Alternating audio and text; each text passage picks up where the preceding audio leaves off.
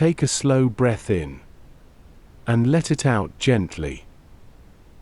Again, breathe in. And breathe out. Let your shoulders drop. Let your jaw unclench. Let the weight of the day begin to settle. There is nowhere you need to be right now. Tonight we will listen to a story from Luke. The story of the prodigal son. A story of a son who left, and a father who waited, and a welcome that no one expected. This is a story about distance and return. About the long road home and what is waiting at the end of it. About a father who does not stand still when he sees his child coming. He runs. That is the heart of this story. The father runs. You do not need to carry this story in your mind tonight. You only need to let it move around you slowly. One quiet sentence at a time. One soft breath at a time. Tonight, hold this as we begin. The father watches the road. The father runs to meet you. You are welcomed home. Jesus said, a certain man had 2 sons. 2 sons, one father, one household. And the younger son came to his father with a request. He said, "Give me the share of property that will come to me." It was a striking thing to ask. An inheritance is given when a father dies. To ask for it now was to say, "I want what is mine, and I want it without you." The father divided his property between them. He did not refuse. He let the son have what he asked for. Love does not hold tightly what must be released. Not many days later, the younger son gathered everything together. He packed it all. He set his face toward a far country. He did not look back at what he was leaving behind. In that far country he spent everything. The money moved quickly when there was no thought for tomorrow. He spent recklessly, the story says, on loose living.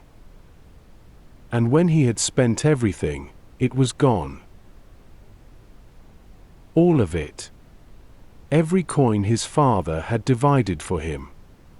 Every last thing he had gathered and carried away. Gone. He had gone as far as he could go from his father's house. He had chosen the far country fully. And now the far country had nothing left to give him. When he had spent everything, a severe famine arose in that country. The land had been generous once. Now it offered nothing. And he began to be in want.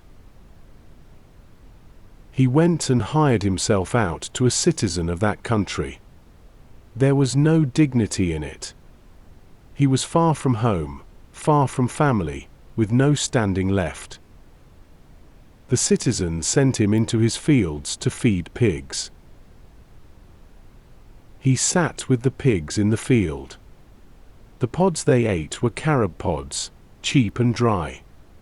He longed to fill his stomach with them. But no one gave him anything. No one. Not the citizen who employed him. Not a neighbor, not a stranger, not a passing face.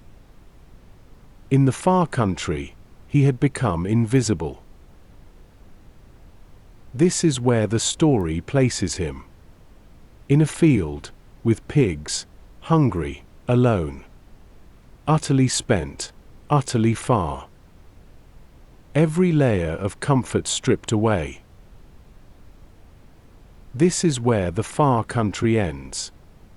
Not in celebration, not in freedom. In a field, in want, in silence. And in the silence, something begins to shift. He is alone enough now to hear himself think. He is empty enough now to remember what fullness felt like. He is far enough away to begin, slowly, to turn. He came to himself. 3 words that carry the whole turn of the story. He came to himself. Something in him that had gone quiet began to speak again. Not loudly, not dramatically. Quietly, in a field, while watching pigs eat. He came back to who he was. He said to himself, "How many of my father's hired servants have more than enough bread? They have bread to spare. And here I am, perishing with hunger." The contrast was plain and simple and devastating. He made a decision. I will arise and go to my father. He would go back to the place he had left. Back to the house he had walked away from with full pockets and a restless heart. He rehearsed the words he would say. "Father, I have sinned against heaven and before you. I am no longer worthy to be called your son. Make me as one of your hired servants." He would not ask to be a son again. He had spent that. He would ask only for a servant's place. A bed, bread, a roof, that would be enough. He did not know what the father would say. He had no grounds to expect welcome. But he rose. He turned his face toward home and he rose. He arose and came to his father. The road was long. It had been long going out, and it was long coming back. He walked with the words in his mouth, rehearsed and ready. "Father, I have sinned against heaven and before you. I am no longer worthy to be called your son." He would say them clearly, plainly, without excuse. Every step was a step away from the far country. Every step was a step toward something he had once taken for granted. The familiar road. The familiar hills. The familiar house, far off still in the distance.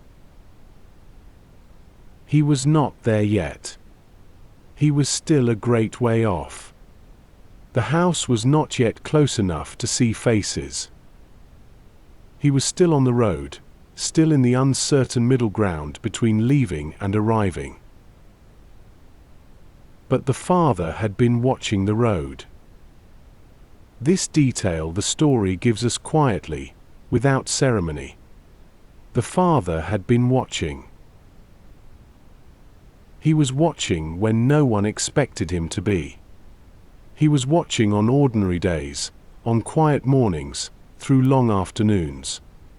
He was watching the place on the horizon where a figure might one day appear. He had not stopped watching. And the sun was still far off. Still on the road, still moving, still carrying the rehearsed speech. But the father had already seen him. When he was yet a great way off, his father saw him. Saw him. Recognized the shape of him from far away. And the father was moved with compassion. Not irritation, not hesitation, not the weighing of grievances. Compassion. The deep movement of a parent's heart toward a returning child. He ran. The father ran to his son. This is not a small detail. Dignity says wait and let him come to you. The father does not wait. He fell on his neck and kissed him. He held him before any word was spoken. The son began his rehearsed speech. "Father, I have sinned against heaven and before you. I am no longer worthy to be called your son." The father does not let him finish. He calls to the servants, "Bring the best robe, and put it on him. Put a ring on his hand and sandals on his feet. Bring the fatted calf, kill it, and let us eat and celebrate. For this my son was dead, and is alive again. He was lost, and is found." The father's words come before any verdict, any probation, any condition. The robe, the ring, the sandals, the feast. Full restoration, freely given. Not because the son had earned it. Because the father had been watching the road, and when he saw his child, he ran. They began to celebrate. Music, dancing, the smell of the feast. The whole house was alive with it. The one who was lost had come home. The older son was in the field. He heard the music as he came near the house. He called one of the servants and asked what was happening. "Your brother has come," the servant said, "and your father has killed the fatted calf." The older son was angry. He would not go in. The father came out and entreated him. He pleaded with his older son as he had run to his younger one. The older son said, "Look, I have served you all these years. I never disobeyed your command. You never gave me a young goat to celebrate with my friends. But when this son of yours comes back, you kill the fatted calf for him." The father said, "Son, you are always with me. Everything I have is yours. It was fitting to celebrate and be glad. For your brother was dead, and is alive. He was lost, and is found." Two sons. One father. Both loved extravagantly. The story ends without an answer from the older son. The door of the feast is still open. The father has gone out to both of them. And the invitation stands for whoever will come in. The father saw him while he was far off. He did not wait for the son to arrive. He ran. He embraced him before a single word was spoken. No condition came first. No accounting of what was lost. Only welcome. Only arms around a returning child.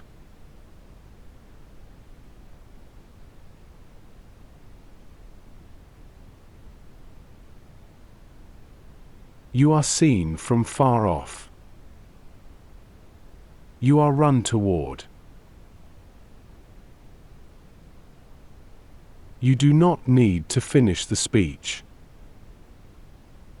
You are already held. The robe is already ready. The ring is already prepared. The feast has already been called for. You are welcomed home.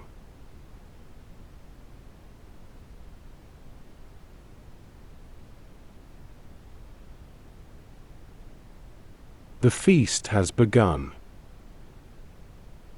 The robe is on your shoulders. You are found. You are loved extravagantly.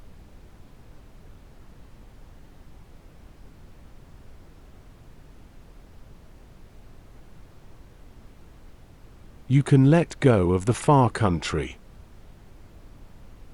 It has nothing left to hold you. You have already turned toward home. And home has already come running toward you.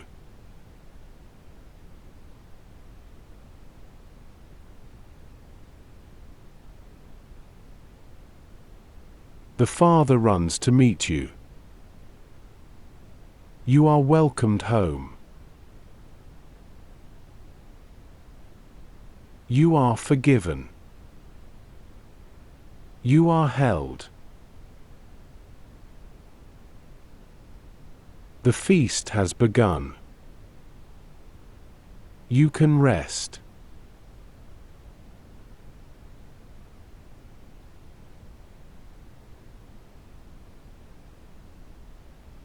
The Father runs to meet you. You are welcomed home. You are forgiven.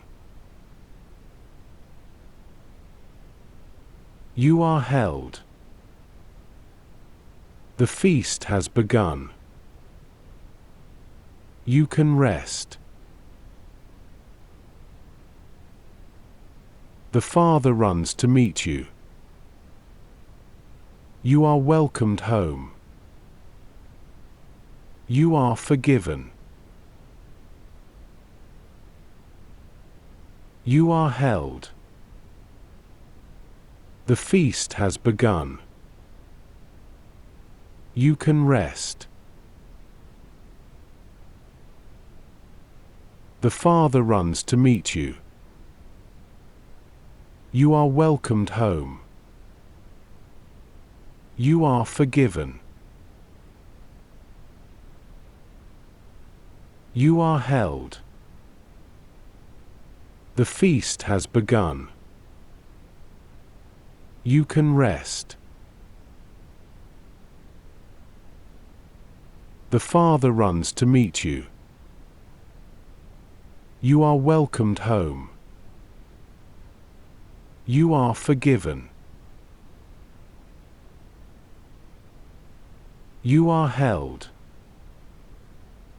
The feast has begun. You can rest. The Father runs to meet you. You are welcomed home. You are forgiven. You are held. The feast has begun. You can rest. The Father runs to meet you. You are welcomed home.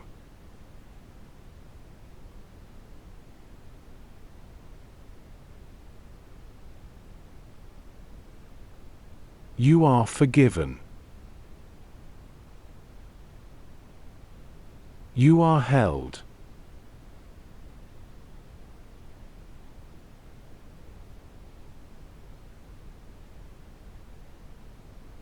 The feast has begun. You can rest.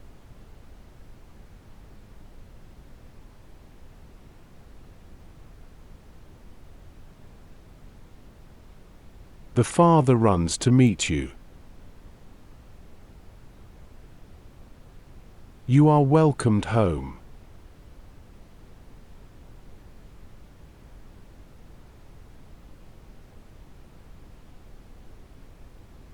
You are forgiven. You are held.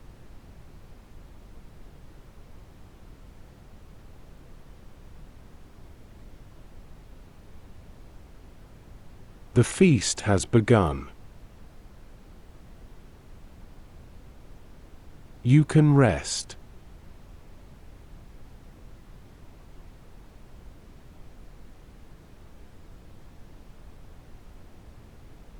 The father runs to meet you. You are welcomed home.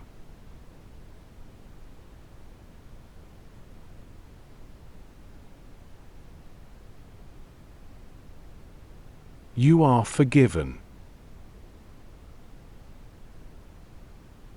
You are held.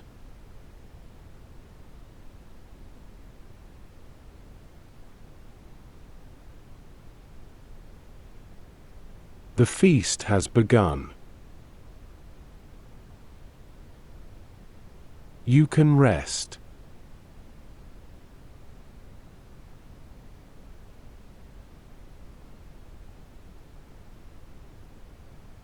The father runs to meet you. You are welcomed home.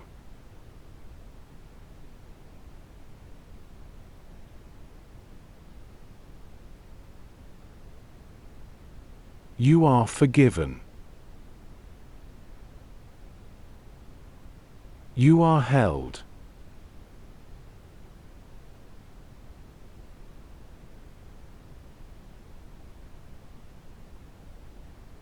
The feast has begun.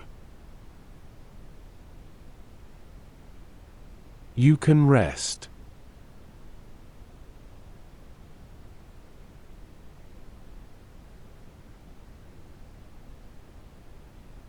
The father runs to meet you.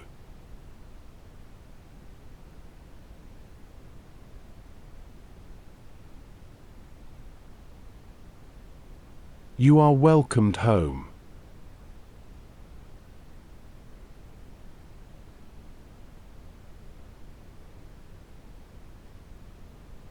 You are forgiven.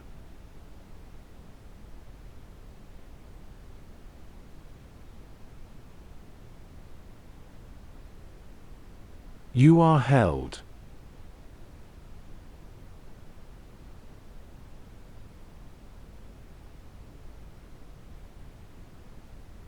The feast has begun.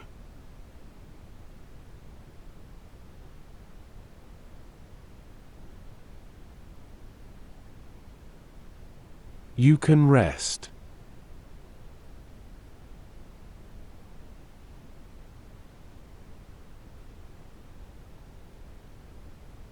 The father runs to meet you.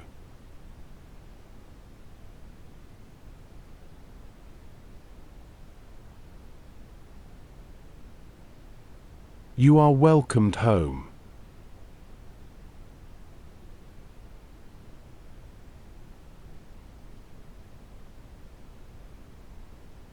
You are forgiven.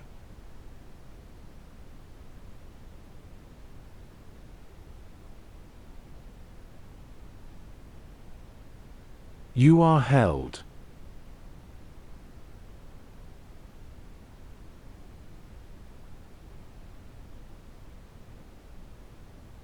The feast has begun.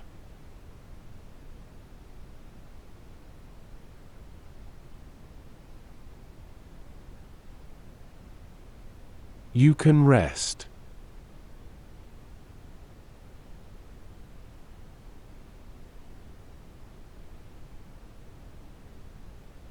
The father runs to meet you.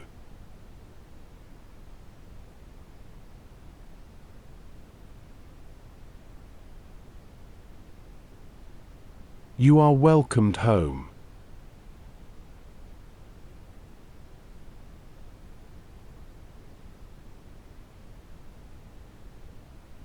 You are forgiven.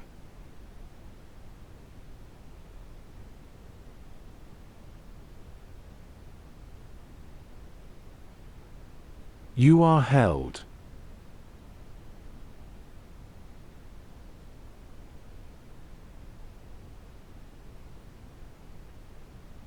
The feast has begun.